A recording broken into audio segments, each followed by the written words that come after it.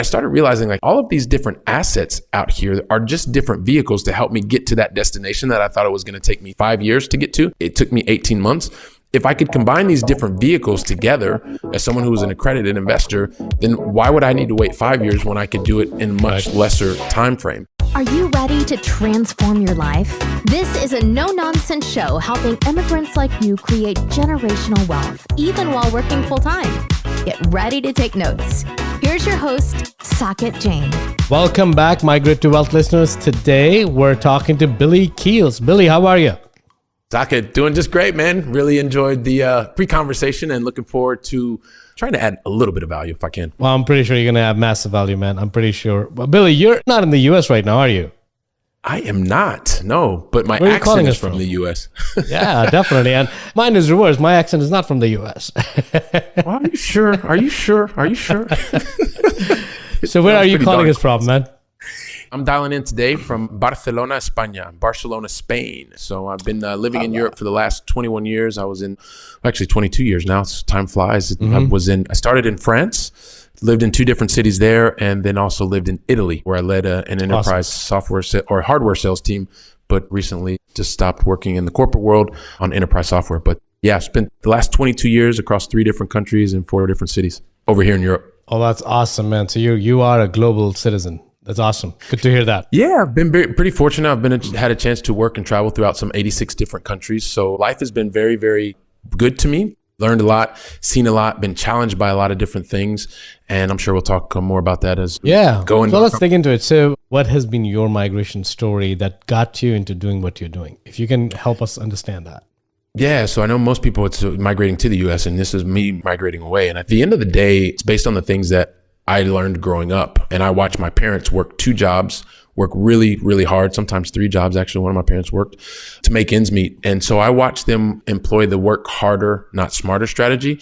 And I realized that I didn't want to do that. And they put a big focus on education, like, hey, listen, you all need to get your college degrees. Don't be like us. And so that's what I did. I got the college degree. I was the really A student, and I did what I was supposed to do for a really long time and worked to climb the corporate ladder. Faced some rejection in my life as well, because I got rejected from my dream job, not once, but twice, Saket, when I graduated from college.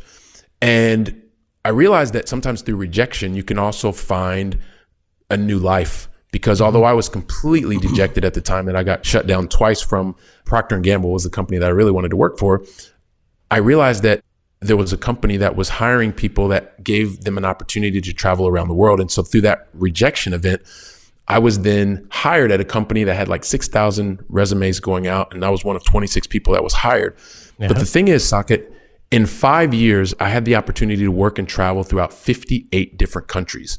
And so through that rejection, actually something amazing spawned from there, because then it opened my eyes to really what the world was. I'm a kid from Columbus, Ohio, very Midwest, and watching my parents work really, really hard.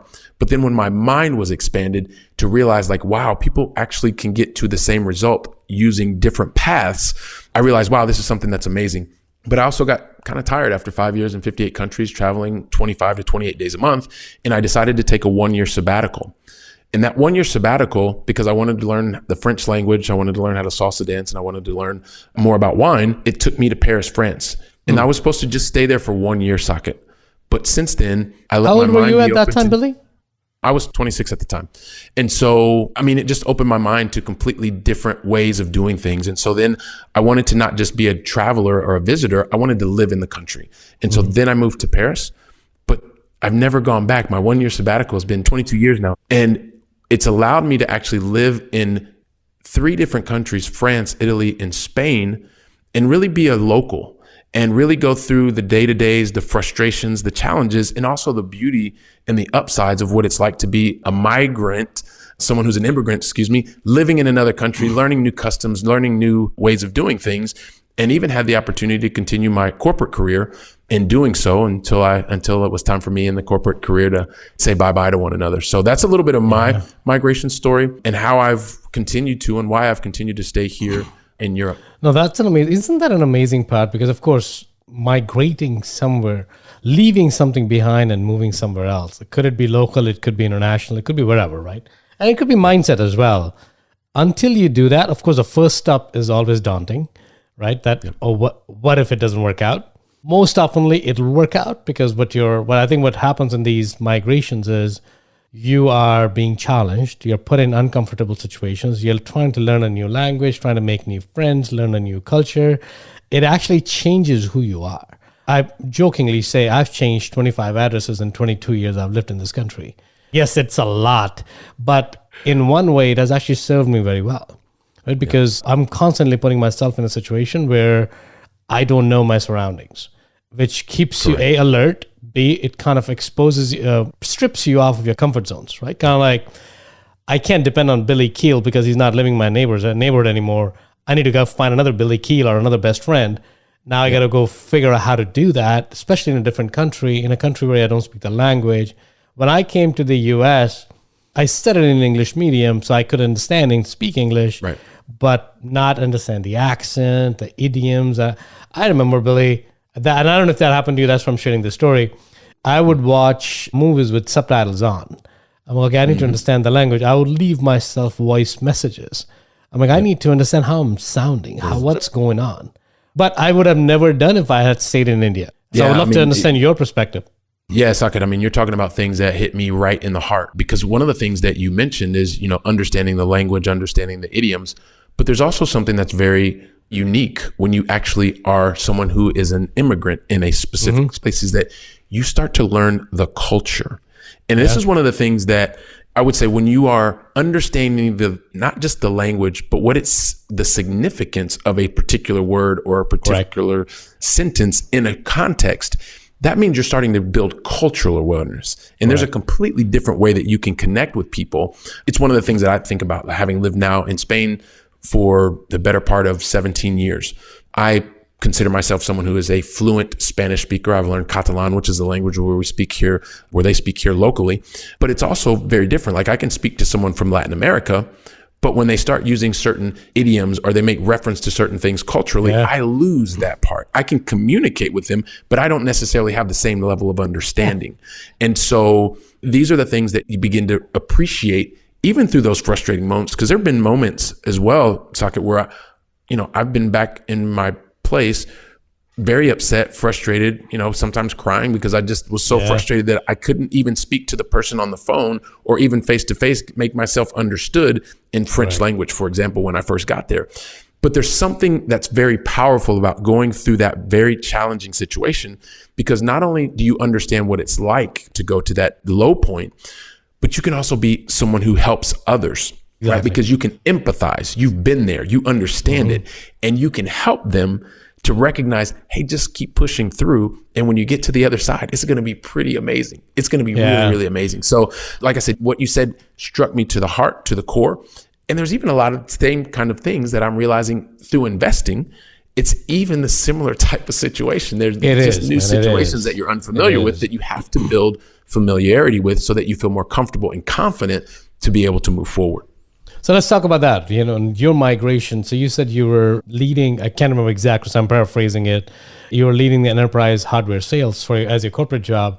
How did you move, and why did you, more importantly, why? Forget about how for a second, but what triggered you to thinking outside of the corporate job, investing, right? Building passive wealth, building freedom. So what triggered that?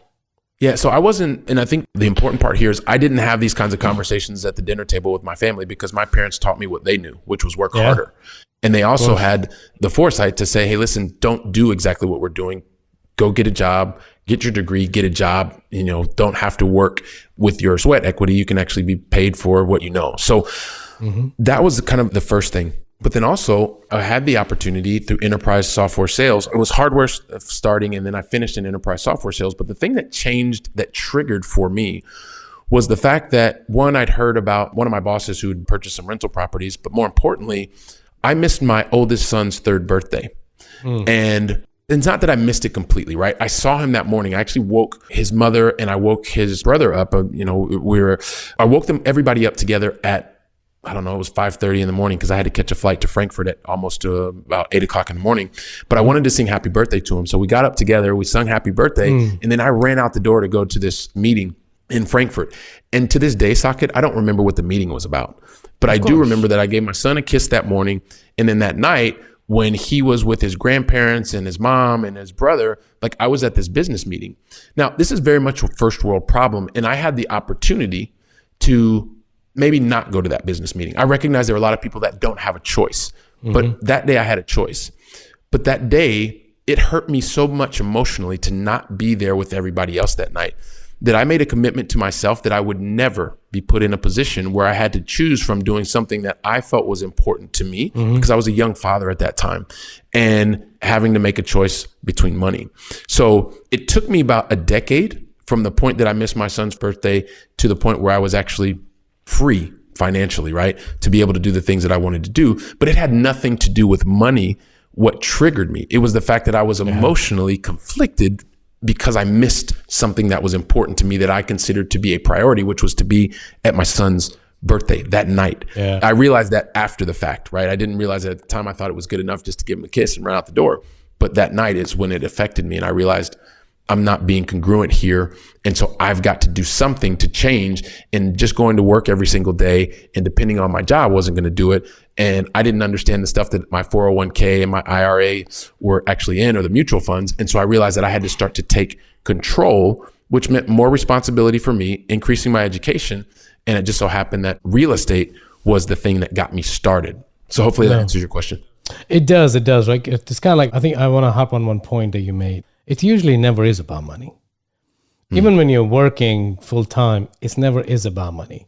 Money is a means, right? Money is a proxy to something else that everyone else, either you're looking for status, it's always something else you're looking, that you're attaching value to the money, right? It's never is about money, but having access to money in different ways gives you different things, right? If you're making $1 million in your job and you're working 9 to 9, when I say 9 in the morning till 9 in the morning, if you're working that, there is a price to pay. Yes, there is a reward to be gained as well, but there's a price to pay.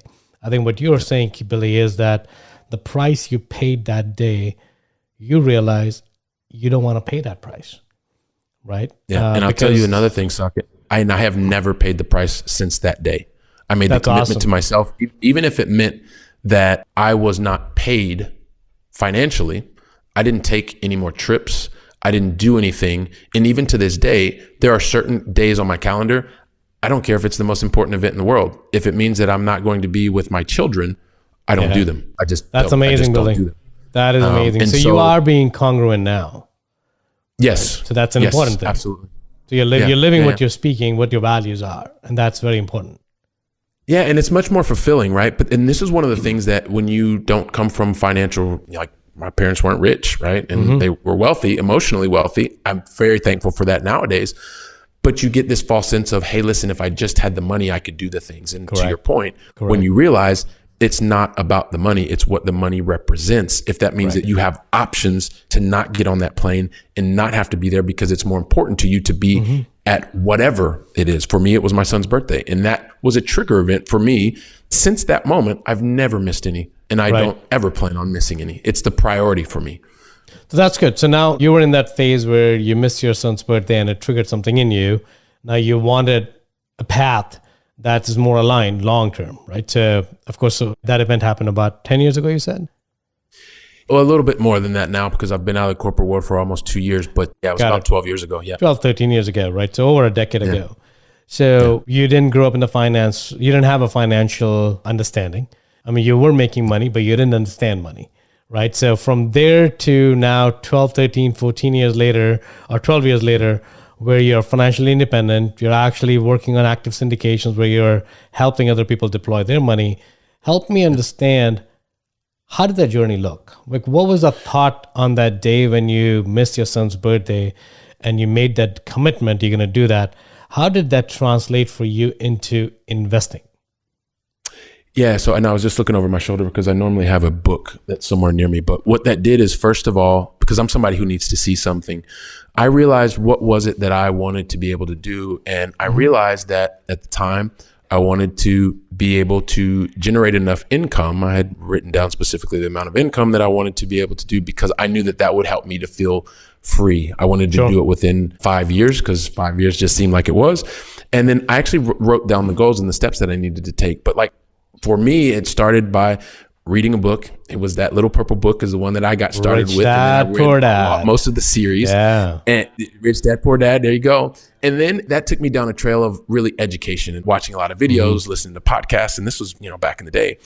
And I realized that I was becoming that because I'm a recovering perfectionist. So I like to learn. I was an A student. So I was like theoretically this amazing person, could do all this stuff. But I remember people would ask me, okay, so what's your portfolio look like? And I would go, well, if you take the revenue minus expenses, and that's going to give you your operating income and blah, blah, blah, and minus this, and you get to the NOI and all this kind of stuff. And so I realized that I couldn't just be a theoretical ninja. I had to put it into practice. And so eventually I thought I was going to purchase my first asset here in Spain. But because I was looking for cash flow, I couldn't get anything to positively cash flow. And so then I realized that I was going to have to buy back in the United States. I ended up doing that. It took me probably about 2 years from the time I wrote my goals down to actually making my first purchase, just to give you an idea. But then from there, once I started making purchases from Spain back in the United States and rinsed and repeated the process and started to then realize like, hey, this works really, really well. I started seeing my path to freedom. And by the way, Saket, it didn't take me 5 years to get to the goal that I wrote down that day. It took me 18 months once I started taking action. Then along the way, I started learning that there were these things called accredited investors. I had no idea. I was an accredited investor. I didn't even know what that was because I wasn't surrounded by anybody that talked about that. And I realized that I could start investing my capital with other people. They would do the work and I would get a part of the reward. But it meant that I could start to multiply my capital. And so then I started investing with other people, continuing to invest in smaller multifamily. I bought a mobile home park, got into other different assets. And I started realizing like, hey, listen, all of these different assets out here are just different vehicles to help me get to that destination that I thought it was going to take me 5 years to get to. It took me 18 months. If I could combine these different vehicles together as someone who was an accredited investor, then why would I need to wait 5 years when I could do it in a much lesser time frame? And so that helped me to also reset and realize there's a lot of different vehicles out here. I just have to get educated, get connected with other people that actually understand this more and are doing what I want to be able to do, and then take action. And that was the thing that really got me stuck, was the taking action. Because I thought, man, if I put money here and I lose it and I recognize this and I recognize that, then I'm going to be frustrated. But unless I was taking action, I was just kind of standing still. I wasn't moving anywhere. And there have been times when I've lost, and that was a lesson. And there are things that I more frequently have been able to win. So continuing to move forward. But every single time it's a lesson, always meeting new people and always having the opportunity to grow and get closer to life goals. How did you become comfortable with potential loss of money, right? Because I'm assuming you're like everyone else, like me, where you put money in 401k and it goes up and down. You don't see it. You don't actively manage it. Chances are you're investing in an index fund, or you have a financial advisor, one of the other two, or some mutual funds, and you don't even care if it's going up and down. But now, because you're blaming somebody else, right? You have somebody else to blame that, oh, my financial advisor didn't do a good job, right? But now you're taking the ownership of making the money or losing the money in your own hands. And that's a huge responsibility. How do you get comfortable with that? It goes back to the thing, I didn't want to miss any more priority events for me. And nobody cares about your priorities more than you do. Of course. Your financial advisor, nobody does, because you're the one that lives it, just like I was the one that lived it. And so I don't think you ever get comfortable with losing money, or at least I don't. But what I do get comfortable with is learning based on doing, because the more that I do, the more that I know. The more that I know, the better the opportunity I have to mitigate risk factors. Of course. In the beginning, I would just place my money. Hey, great person to talk to, had a great time at the conference and great. And so place your capital here. But you start realizing, like, when things are going well, great. But when things are not going well, like, I didn't ask this question. I didn't ask that question. I didn't find out more about what they're doing. So I start learning that, hey, listen, these are the things that I need to do, that I need to improve on, so that I can become a better investor, either as a general partner or a limited partner.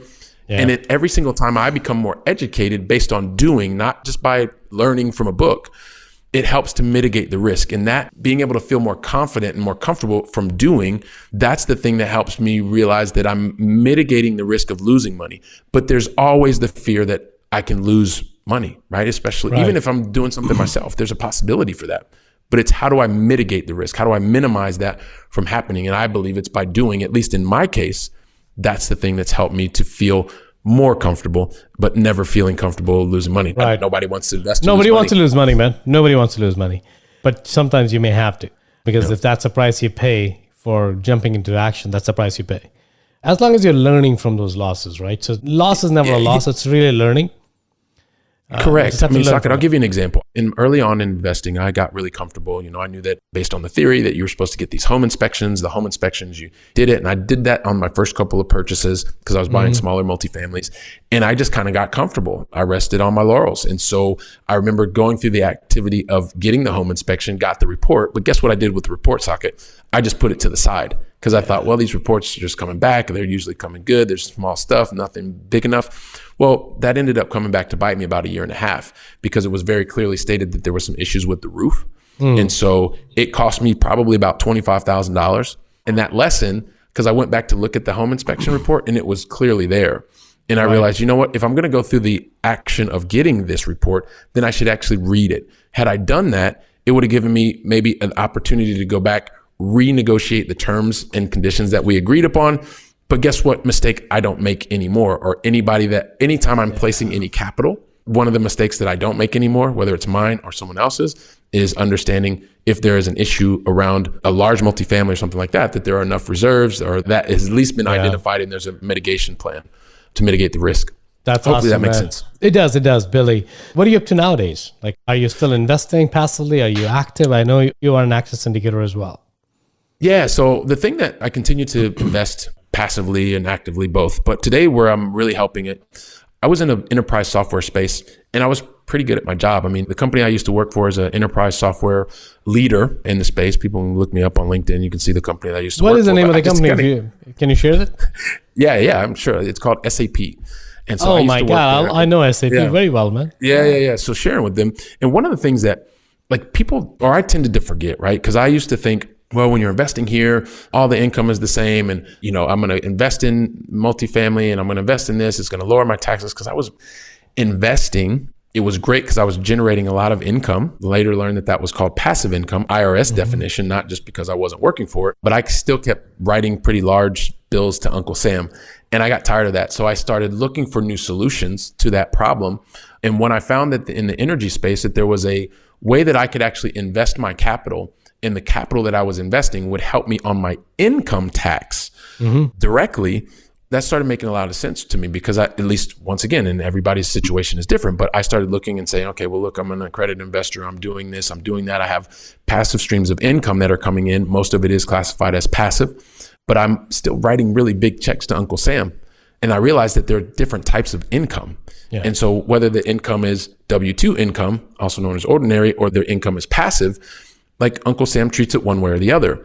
And so the thing, to come back to answer your question, is the thing that I'm doing today to help other high wage earners is focusing on the energy space, specifically in oil and gas production, using some innovative technology on the front end to be able to help high wage earners not only generate income, but also to be able to keep Uncle Sam out of their pocket and not have to continue to write those, 35, 40% of your income to Uncle Sam. So that's where I focus today from a syndication perspective, and helping other investor family members to be able to generate income at the same time, be able to keep more of their active income is the thing that I'm focusing on today. The reason I was doing that is because the company that I used to work for, like you can look this up, there's a website called repview.com.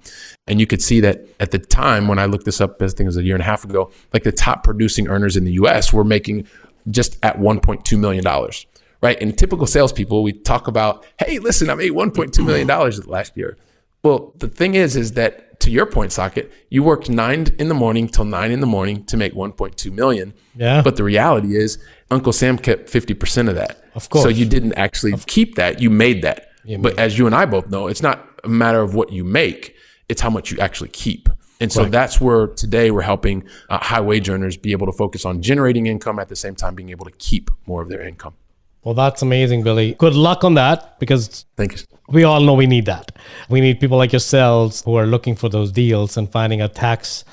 It's not a tax evasion, but it's using the tax code to your advantage, the incentives that the IRS is giving you to begin with. Correct. Essentially, it's the opportunities that IRS or the federal government can do. Oil and gas is one of them.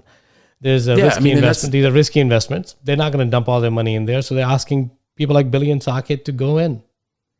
Yeah, exactly. I mean, and that's exactly it. So and this is one of the things, and we talk about it all the time, and I'm sure you'll let me know. I mean, one of the ways that we just like to do that, first of all, is help to educate people, right? And people can, go to firstgencp.com/pay less tax to find out more about that. But you have to start with the education, the base of education, and then have your own due diligence process, follow up. These are things that we're doing. It's for accredited investors only. So I know you talk about that a lot at 506C. But you have to be able to have the base of education and recognize what is the end goal that you're looking to achieve. And then how are you able to combine different vehicles to help you accelerate getting to that goal, which is once again, like if you can get to a place in 2 years or less versus 5 to 10 years, which is what most of us, when we get started, we think it's going to take 5-10 years. Well, it would have been very nice if I'd have known about some of the other vehicles early on, because maybe it wouldn't have taken me 10 years to get to my goal. I could have gotten I could have gotten, instead of 10 years to be financially free, it could have taken me 7. Or maybe someone thinks it's 20 years and they get there in 10. Whatever the case may be. And you're helping Socket by, having your podcast and exposing your listeners to new opportunities so that they can find out, hey, look, does this work for me? Does it not? Does it fit with my investor profile, et cetera? So I love what you're doing and how you continue to expose, new opportunities. And, that's the thing that we're doing to help those accredited investors. And I have a special place in my heart, especially for first generation accredited investors, right? Because we don't know who to go to have that conversation, because we're in a very different place. Like it would be difficult in the beginning to talk to my parents about things that I was exposed to, because they did the hard work so that I could be in the position, but I wasn't surrounded by other people that I could have these conversations with, because many times they didn't understand, or they thought, are you showing off? And that's not the case. You just feel alone sometimes. So, that first generation accredited investor that's looking for, someone to speak to or get education, that's really where we put a lot of focus on. Awesome, Billy. Billy, we're coming to the end of our show. I know we have hard stops here, so I want to be respectful of that. So last 2 questions. One is, when you look at your life, right? Of course, an amazing journey. Of course, not all rosy. Some ups, some downs, more downs than more ups. If you were to go back to your 20-year-old self, what are some of the key insights would you share with them at that point? Well, I would definitely tell 20-year-old Billy to get ready, because you're going to get ready and see lots and lots of the world, and you have no idea how much it's going to help to open your mind, first and foremost. I would say also, enjoy the corporate ride, right? Enjoy corporate, because it provides amazing opportunities, access to some of the brightest people in the world, amazing training, great salaries, benefits. And at the same time, don't fall into the trap of believing that that's going to be your life.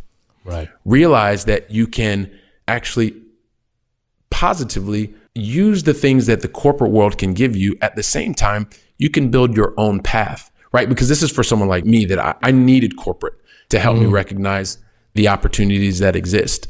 But I would tell myself, don't fall in love with the corporate dream. Build your own dream. And don't be afraid to make bigger bets sooner, rather than trying to just make the small bets.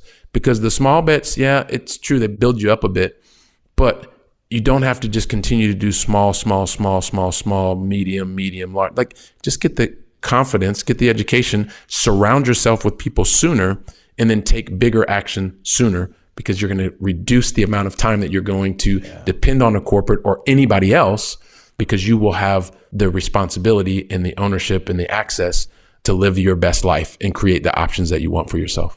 Awesome, man. Couldn't have said better. Billy, last question. Where do you feel the humanity needs to migrate towards?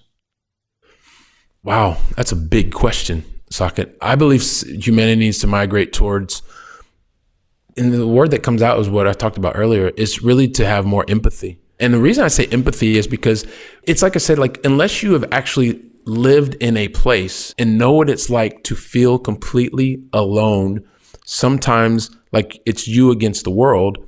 And I'm just using my immigration experience, right? Thinking about having lived in France, thinking about having lived in Italy, and having lived in Spain.